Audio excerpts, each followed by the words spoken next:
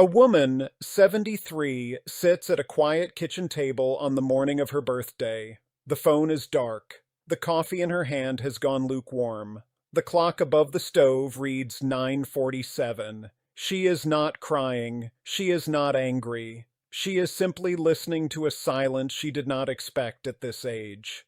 Her name, for our purposes, is Margaret. She lives in Phoenix. She has known her closest friends for 50 years. None of them are dead. None of them have moved away. And yet, not one of them has called. Have you ever lost a friend who did not die and did not leave and did not fight with you, but somehow stopped being in your life? If you have, you already know the strangest part. You don't know what you did wrong. According to the Survey Center on American Life, in a study of about 2,000 U.S. adults, nearly 1 in 3 seniors say it has been at least 5 years since they made a new friend. Only 41% of seniors made a new friend in the past year. Source: Survey Center on American Life, 2021. Tonight I want to say something that may sound wrong at first. If you want to keep your oldest friends, you must learn to lie to them. Sometimes hide, sometimes lower yourself, sometimes look the other way. This is not deceit, this is care, this is restraint, this is love. Let's start. The 4 loving lies, and the one posture beneath all of them. The Harvard Kennedy School Happiness Review, drawing on the American Perspective Survey, reports that the share of U.S. adults with no close friends has roughly quadrupled since 1990. From about 3% then to around 12% now. 1 in 8 Americans now has no one to call. The friendships that vanish after 70 rarely vanish in a fight. They thin, they cool, they turn into birthday cards that stop arriving, and almost always, the person left holding the silence is the one who never noticed they were doing anything wrong. Anthropologist Robin Dunbar, who has studied human social bonds for over 40 years, finds that across a lifetime we can hold roughly 150 stable relationships, but only about 5 truly close ones. After 70, those 5 are not replaceable. Losing one is losing 20% of your inner circle. Lie number 1, the hardship lie. What to say when your knees ache, your son disappoints you, and the bills came in heavier than you hoped. The lie is 3 words long. I'm getting by. There is a man I'll call Walter, 76, Ohio. He has a friend of 30 years named Ed. Walter is not a complainer. He is just honest. And when Ed asks how he is, Walter answers honestly. About his knee, about his son, about the cost of his last cardiology appointment, about the property tax bill, about the cold that won't quite leave his chest. Ed listens the first time. Ed listens the second time. By the 11th time, Ed sees Walter's name on the screen and feels his shoulders drop 1 inch before he picks up. He does not stop loving Walter. He just stops looking forward to him. On a forum for adult children of aging parents, one person wrote it plainly. I love them. I just can't be the place where they put down everything heavy every single time. That sentence is also true between old friends. Communication research published in the Journal of Social and Personal Relationships finds that closer relationships often receive more unsolicited emotional unloading, and the receivers report higher fatigue, lower willingness to engage in the next conversation, and slower response times. The closer the friend, the heavier the cost of repeated venting. Source: Sage, Journal of Social and Personal Relationships, peer-reviewed research. Friendship is a fire. A small log keeps it going. Cold water. Once, fine. Cold water every visit, and the fire goes out, and no one can name the moment it died. Walter at his kitchen window, holding the phone after Ed has hung up too quickly. He looks at the receiver. He thinks Ed is busy. He is half right. Ed is busy protecting himself from one more weight he cannot carry. Here's the rule. When a friend asks how you are, give them 3 words first. I'm getting by. Then turn the light on to them. How about you? Really? Save the long story for the doctor, the spouse, the journal? Friends are not waste bins. This is not pretending you are fine. This is choosing where you spill. A friendship of 50 years deserves your laughter at the door, not your inventory at the table. Lie number 2, the brag lie. What to say when your life has gone well and hers has not. Lie number 2, the brag lie. What to say when your life has gone well and hers has not. The lie is 6 words long. I don't really follow that stuff. Picture 2 women at lunch. Helen, 71, whose son just bought a second home. Doris, 72, who runs a small shop that has had a hard year. Helen does not mean to wound anyone. She is just sharing her week, the trip, the grandchild's private school, the new car that practically drives itself. Doris smiles. Doris nods. Doris asks the right questions.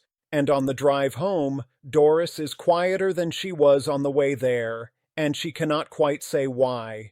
2 months later, she is busy 3 times in a row. On an online discussion among older adults, one woman wrote, "What I have learned is to never share anything good about my life. It always seems to make someone feel bad."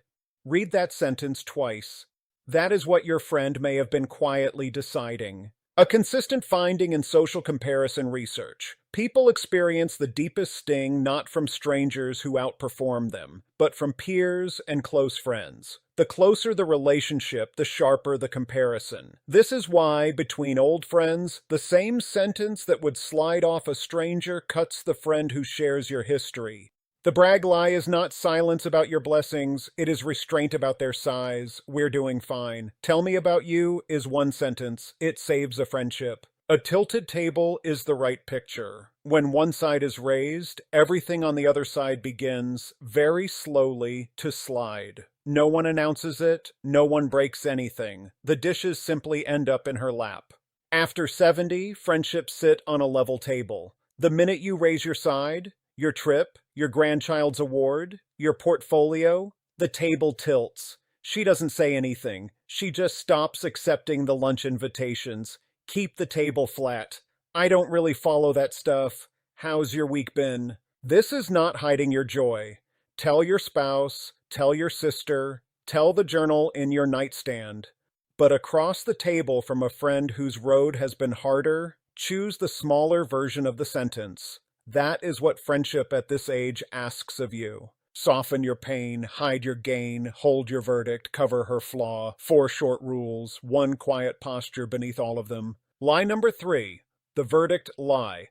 What to say when your friend tells you something you would have done differently. The lie is 6 words long. You may have a point there. A friend calls you about her daughter-in-law. She is hurt, she is angry, she is tired. She tells you the whole long story, and somewhere in the middle of it, you hear 3 things she could have done better, and 1 thing she should stop doing immediately. Your mouth opens. You know what you should do is, stop there. She did not call for an answer. She called to be heard. The closer you are to her, the more your suggestion will land like a verdict instead of an idea. Peer-reviewed research in the Journal of Social and Personal Relationships finds that the closer the relationship, the more frequently we offer unsolicited advice, and the more damage that advice causes when it is not invited. Closeness gives us permission we did not actually receive. Source: Fung and McGeorge, 2015, peer-reviewed. There is a sentence the philosopher and writer C.S. Lewis put near the heart of his book on friendship, that real friendship is built less on what we say than on what we choose, in love, to leave unsaid. He called this restraint one of the highest forms of affection. You may have a point there. 5 words. They do not lie about your opinion. They lie about your urgency. They tell your friend, I heard you. I am not your judge. A longtime member of an older adults forum wrote, "My oldest friend gives advice like she's filling out a checklist. I stop telling her things. She still doesn't know that's why. The friend who lectures is often the last to know she has been edited out." Picture 2 hands. One is open, palm up. One is a finger, pointed. The same words, said with the open hand, sound like comfort. Said with the finger, they sound like court. After 70, your friend already has a judge. She did not call to hire another one. Lie number 4, the mirror lie. What to say when you see your friend getting older. The lie is 3 words long. I didn't notice. This is the hardest one, and the one most of us break the most, because we love our friends, and concern leaks out of love. Didn't you tell me that already? You look pale. Maybe you should have your hearing checked. Are you sure you should still be driving at night? Every one of those sentences begins as care. Every one of those sentences arrives as a verdict. The woman across the table from you already knows her hearing is going. She thinks about it the moment she wakes up. She does not need her oldest friend to confirm the diagnosis. A woman I'll call Ruth, 74, in a small house in Maine. She comes home from lunch with her closest friend. She walks past the bathroom mirror and does not turn her head. She has been avoiding that mirror for 3 weeks, since the lunch where her friend, gently, kindly, mentioned that she seemed to be repeating herself. On a forum where older adults discuss long friendships, one woman wrote, "I stopped going to the group. Every time we met, someone reminded me of something my body was already telling me. I came home feeling old. I used to come home feeling young." You meant concern. She heard a verdict. Both can be true at once. The question is not whether your love was real. The question is what your friend carried home in her chest after the door closed. The AARP 2025 Loneliness Report finds that 4 in 10 U.S. adults aged 45 and older now report being lonely, up from 35%. Among Americans in their 60s, loneliness has climbed from 32% in 2021 to 41% in 2025. The mirror most of us are afraid of is not in the bathroom. It is in the eyes of the people we have known the longest. There is a kindness that looks like blindness. When she repeats the story, hear it the first time again. When she searches for the word, wait. When her hand shakes a little holding the cup, do not name it. Be the room where she is not yet old. This is not denial. This is not pretending she is 40. This is the simple discipline of loving an aging person without auditing them out loud. Her doctor has the chart. You have the friendship. And here is the part you may not have expected. The 4 lies are not really 4. They are 1. Underneath every one of them is the same posture. The choice, again and again, to protect another person's pride above your own need to be honest, helpful, or right. That is not a small thing. That is, very nearly, a definition of love between 2 people who have already lived most of their lives. 3 questions before you dial. 3 practices while you visit. Before you call her, sit for 30 seconds with 3 questions. Am I about to unload? Am I about to brag? Am I about to correct? If the honest answer to any of them is yes, wait 1 day. Call her tomorrow. Lighter. 30 seconds. That is the whole practice. Before you dial the friend you have known for 40 years, ask yourself 3 quiet questions. Will I unload? Will I boast? Will I correct? If yes, put the phone down. The friendship is older than today's mood. While you are with her, 3 practices. First, listen 60, speak 40. Second, find 1 true compliment, however small, and say it out loud. Third, when she repeats herself or stumbles, practice the courage of silence. 3 practices. 1 friendship saved. And when you go home, sit 1 minute in the quiet of your own kitchen and ask the only question that matters. Did she leave my company lighter than she came? That is the only scoreboard worth keeping at this age. Margaret, the woman from the beginning of this video, the one staring at the silent phone on her 73rd birthday, was not abandoned because her friends stopped loving her. She was edited out, slowly, over years, because she had never learned the 4 loving lies.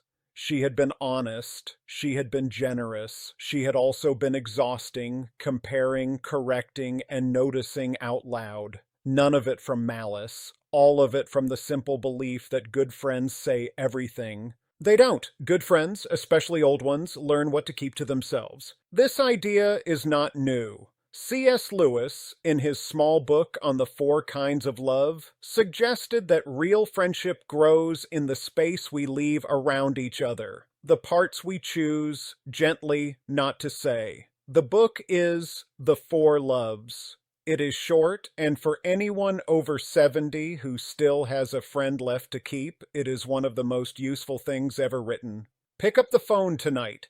Call the friend who has gone quiet. Do not explain. Do not apologize for the silence. Just say, "I was thinking of you. How are you really?"